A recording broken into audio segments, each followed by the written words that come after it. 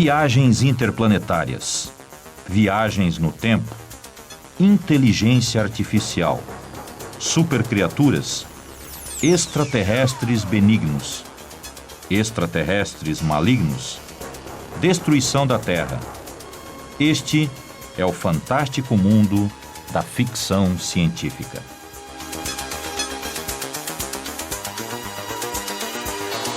A ficção científica, como a conhecemos, nasceu no princípio do século XIX pelas mãos de uma jovem mulher, Mary Shelley, uma escritora com pouco mais de 20 anos de idade.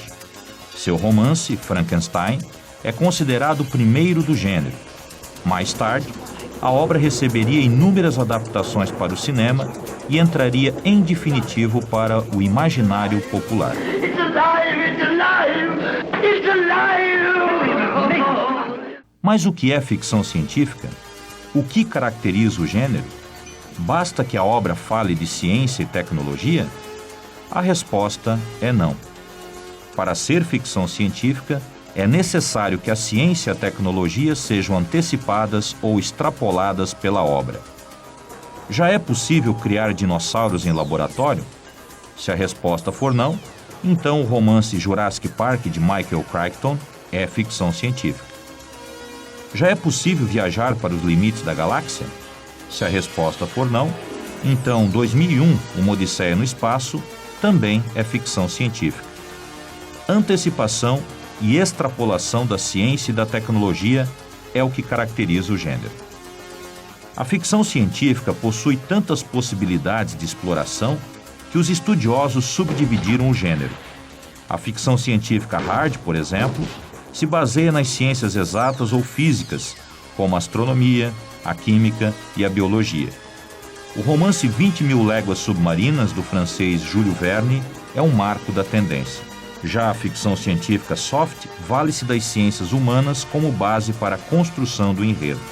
Mais do que a tecnologia propriamente dita, o que importa são os debates sociológicos e antropológicos que a obra pode despertar, como ocorre em A Máquina do Tempo, do escritor inglês H.G. Wells. Ao longo do século XX, o gênero tornou-se onipresente e desdobrou-se em dezenas de ramificações e tendências. Das publicações em papel barato ao livro de capa dura, dos filmes B dos anos 50 às maiores produções do cinema hollywoodiano, a ficção científica ganhou o mundo e milhares de admiradores.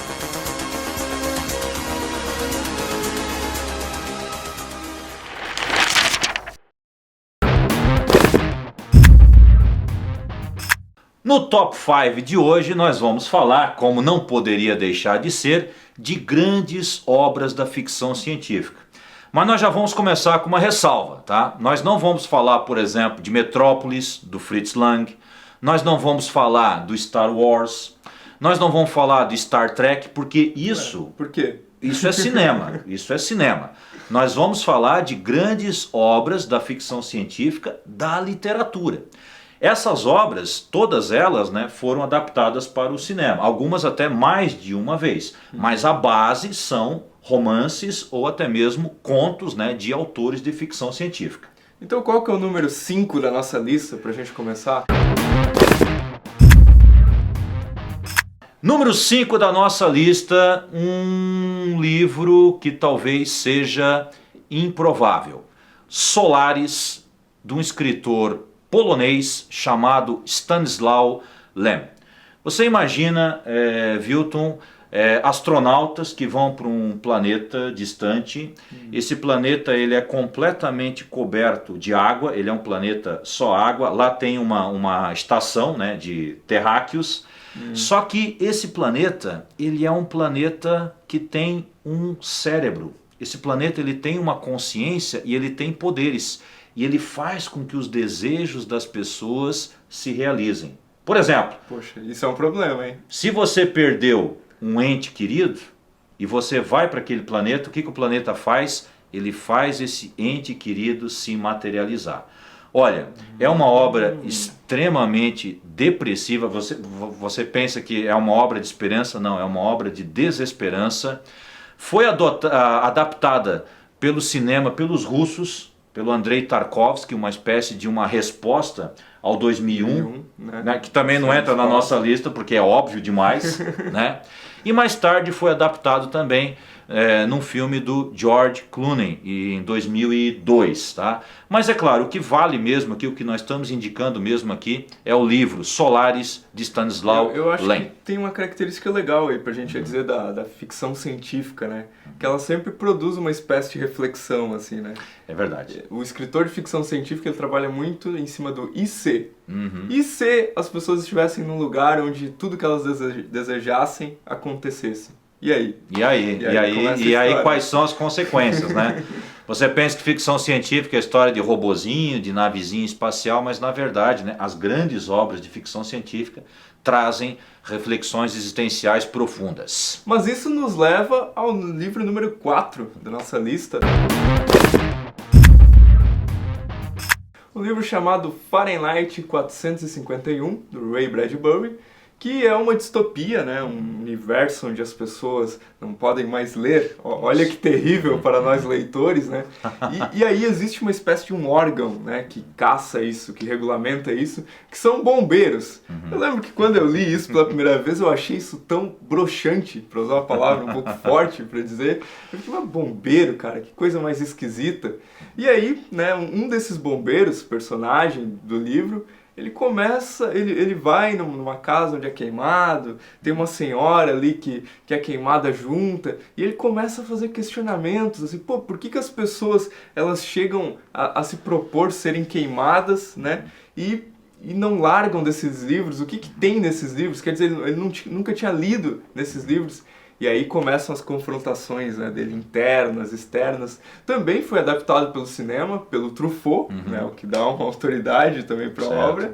Né, e é uma das grandes obras do cinema, né, aí do Ray Bradbury. Muito bem, o número 3 da nossa lista é Blade Runner, né? Um livro do Philip K. Dick, né? Um escritor norte-americano de ficção científica muito louco, que gostava de fazer experiências com drogas e essa coisa toda. E outro livro, outra obra muito triste, né? O filme com o Harrison Ford, ele é um filme também assim meio deprê, mas nada se compara ao livro. Quer dizer, são pessoas buscando um significado para a existência. E aquela dúvida, né? Tem a questão dos androides, né? O personagem, ele passa por essa dúvida, né? Eu sou androide, eu não sou androide. Isso não fica muito claro no filme, mas fica bem claro no livro. O número 2 da nossa lista acabou originando um filme que fez bastante sucesso. Você provavelmente já viu Matrix. Mas Matrix não é inspirado num livro que se chama Matrix, e sim, muita gente diz que ele é baseado num livro chamado Neuromancer, de William Gibson. Esse livro é interessante porque ele meio que origina assim, um novo subgênero dentro da ficção científica, que é o cyberpunk. São histórias sempre caracterizadas assim, por um universo muito sombrio, as pessoas se vestem geralmente de couro, e tem essa ligação aí com a questão da internet, né? O próprio protagonista do Neuromancer, ele é uma espécie de um hacker, né? O que é interessante, porque é uma narrativa de ficção científica que trabalha com um tema nosso contemporâneo.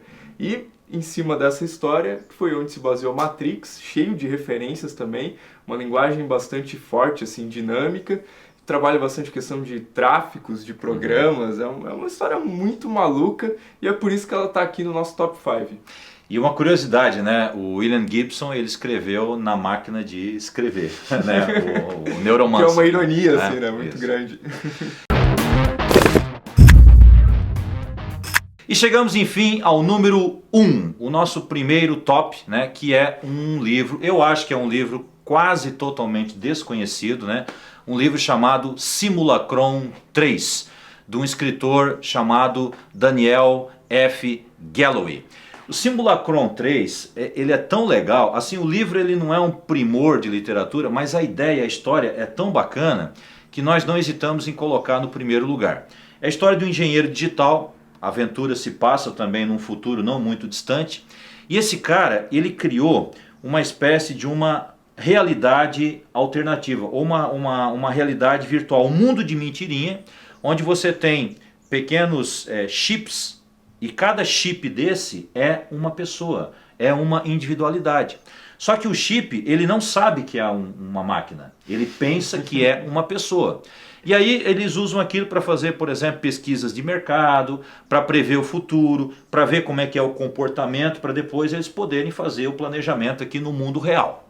Acontece, a história se torna muito mais interessante, quando esse engenheiro, ele começa a desconfiar que ele também, e as pessoas que estão ao redor dele, também são máquinas, ou seja, também são consciências digitais e não pessoas de verdade. E aí se aproxima um pouco do Matrix, essa coisa, o que é realidade, o que não é realidade. Sim. E aí você tem o desenvolvimento da história. Houve uma adaptação para a TV alemã em 1973, mas a adaptação, né, ela não dá conta, né, do livro, né, porque o que é legal nessa narrativa é que o personagem, ele obriga o leitor a encarar uma questão que faz parte da filosofia desde o século XVIII. O que é a realidade? Ou a realidade existe de fato ou não passa de uma percepção da minha mente equivocada? Literatos TV.